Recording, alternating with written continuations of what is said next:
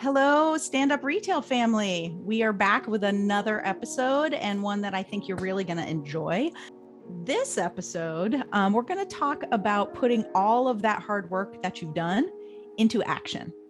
We're going to talk about creating realistic and repeatable opportunities for you to showcase what you're working on. So if you are at the beginning of your path, you actually have a plan of what to do to get you the skills you need, or if you have them, how you can showcase those skills to the people who need to see them. Today, we're going to teach you how to be your own best advocate.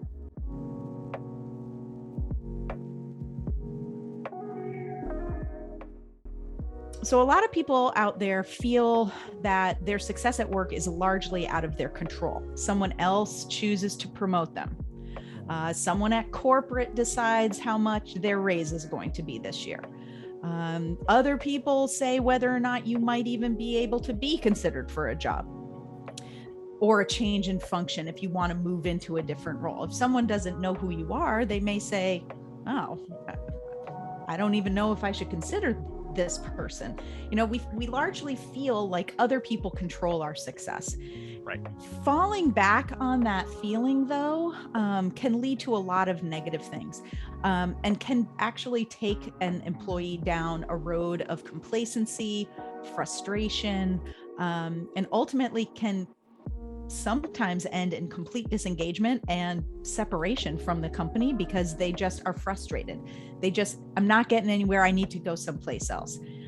I say, no, I don't think that that's a road we should go down. We chose to work at this organization because it inspired us somehow, some way. And there's a way for you to have control. You just have to follow a couple of key steps because, a lot of times we wait for somebody else to give us an opportunity to showcase our skills. And while those things happen, and they're great, they really don't happen as often as they used to. Right. Back in the day when there were twice, 2, 3 times as many people, if we're talking in a retail setting in a store, where your function was very narrow and there were many other people around, your boss was probably just your boss. Right. These days, your boss probably is the boss of 4 or 5 different teams with 4 or 5 different functions. Right. And they have to measure 4 times the metrics, and they have 4 times less as much time to spend with you as they had before. So when you don't see someone, how do you show them what you're learning? Or how do you display your new skills? If you learn something new, how do you show that to somebody that you don't see? How do you provide proof that you should be the one that they look at when an opportunity presents itself in your location? I'm going to walk you through 5 things that you can actually take control of and do on your own that help you with those questions. You ready to go, Edward? I'm ready to go. Let's jump into it. Number 1, know your top 3 strengths and find chances to offer your expertise. If you rock at something, be the first to raise your hand. Exactly. And know it. You know, and I'm not saying you're being a brown noser, but if you know you're really good at something, offer that freely to whoever needs it, whether it's a different supervisor other than your own, or a coworker, or anyone. Because trust me, the more you offer yourself up and your expertise, your commitment and your engagement is very present. Number 2, knowing where your common goals overlap and trying to live in that space every single day for some amount of time. That's a good one. So what I mean by that is, if you know what you want to get out of your job and you know what your company's goals and expectations are every day, wherever your goals and their goals overlap, Say it's, I want to make more money. I want to get a raise. I want to maximize my earning in my current role. And one of the ways I can do that is by earning spiffs or extra financial incentives by selling certain products, because that's a big thing for the company right now and for my team right now. If you live in that space because it's a company objective and it helps you get more money, somebody's paying attention to that space. That's what I mean by living there. Try to find a way to live in that space, because people will be paying attention to that space. They might. I mean, what do you think about that, Edward? I totally agree. I like that, finding that common space, because like you said, that common space between what you get out of it and what the company gets out of it. Not only are you the one that's looking because you put your goal in that center space, because that's what you get out of it, but someone's also looking to see in that space who's performing in that space right there. So when they overlap, so definitely that's a great point. Like that's really that's a good comment. I like that. If you want to be noticed where people are looking. Exactly. Chances are there are benefits to you being in that space, whether it's financially or skill wise, or just building trust with your team, or showcasing expertise. Like, you being in that space will get you noticed. And it's something that a lot of people don't do. Surprisingly enough, the people who are very successful tend to live in that space. They do a few things around here and over here and over here, but they shine in that space. So that's what becomes memorable about them.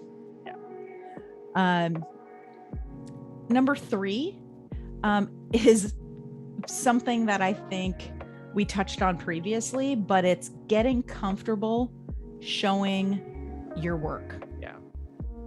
And that requires confidence.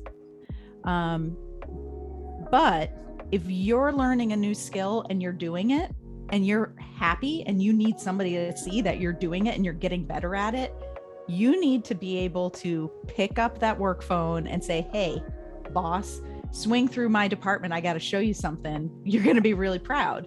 Or I got something to show you that I'm proud of. This is probably one of the hard part for most people, because it requires a little bit of vulnerability. Yes. You know what I mean? So you have to be vulnerable, and it totally ties into the last 3 episodes where we talked about being able to ask someone or have a conversation. This is, now you've asked them, now you've done, now you're showing. You know what I mean? If you want to advance, you have to be your own best advocate. No one else is going to advocate for you as hard or as passionately as you, because it's ultimately going to impact you for the better. So yes, there's a fine line between confident and arrogance, but if you're confidently showing that you're working hard, it's very different than somebody just saying, I did it the best.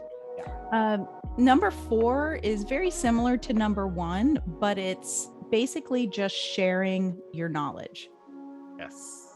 So, a lot of times, if number 1 is really, if the company says, I need this done, or your boss says, I'm really struggling accomplishing this, and it's in your wheelhouse, and you're the one who says, that's in my strengths, I'm going to take care of that. Let me do that for you. I got it. Let me do that. I can step up right there. Number 4 about sharing your knowledge is really about helping others, in terms of helping them develop. Not just helping achieve something, but helping them develop. Trust me, if you are helping other people get more confident, more skills, more satisfied, more comfortable in their position and in their role and in their job, your supervisor is going to hear about it. And it will get back to the right people if you share that knowledge freely, and help in other people's development. It also helps build trust, because not only are you earning it because you're doing something without having to be asked, you're also giving it because you're trusting others with your knowledge, and they become advocates for you as well. So number 5 is asking for time. So how you can be your own best advocate is to ask for a touch base. I don't care what your company calls it. A touch base, a development session, a coaching, a check-in. There's all sorts of buzzwords around them. It doesn't matter what they're called. Ask for one. Maybe don't ask for one every week, but ask for time, and see what your supervisor can give you. I would say monthly would be something that you would probably want to shoot for. So you actually have the ability to come into that meeting and really control it with a lot of the work that you've been doing, and drive the conversation about the work you're doing to improve yourself, to be ready for that next step, and to prove that you are ready for that next step, but also ask for feedback to see if you are not ready, what might be another path or something else you could work on. It's a hard one. This is one that I think, you talk a lot about these opportunities that pop up, Edward, where you have the time with your boss and then you give up the power. Yes. This is one of those opportunities where if you initiate it, you've got to hold on to that power and you drive that conversation, right? Exactly. That's a key point. And this is also key for, maybe you're someone that's not wanting to transition. Maybe you're fine where you are, but it's still important that you ask for that time for you. Yeah. Because any skill or anything that you may have or that you may gain or that you may be bettering yourself on, it's good to have a radar or a scale on how you're doing. And you can't get that unless you ask for it, especially if you're someone that's in a role that you're comfortable where you are. Because no one's going to feed that to you, because everyone's going to look at it like, oh, she's good. Oh, they're comfortable. Space. She's comfortable. She's fine. She wants to be there. So this is very key for someone that's wanting, because you can still self-develop. You can still develop yourself in the space you're in. Everyone has the opportunity to develop. So this is really good for that space too. This is from an individual perspective. So it really doesn't matter if you are a part-time hourly employee or a director of a location, or a high-ranking executive. Times are different. These are all things. The most successful people in business do these things. And they do these things frequently, and they do these things to much success. Do not give up that power. Do not give up that control. You own more of your own success than you believe.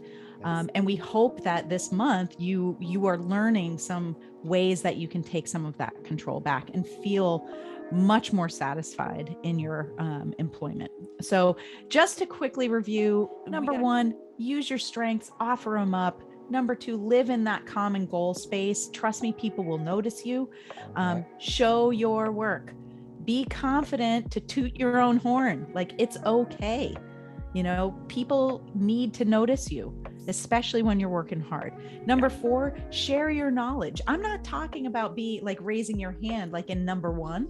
Like, if you've got 3 strengths and you want to be the go-to person for those 3 strengths and you offer that's one thing. Sharing your knowledge means sharing a lot and being a resource for other people and doing that without being asked. And lastly, ask for time, show up to those moments and run those moments. Yeah. Own them. They are yours. You asked for it. It's about you. It's about your success and happiness and your job and where you want to go. Own it. Yep. All right. So, as always, walk with a purpose no matter what you are doing or where you are. We see you, we hear you, we believe in you. You have much more control than you think over your self development. And hopefully, you find some of that here in a lot of lessons. Until next time, we're Stand Up Retail. Bye, guys. Bye, guys.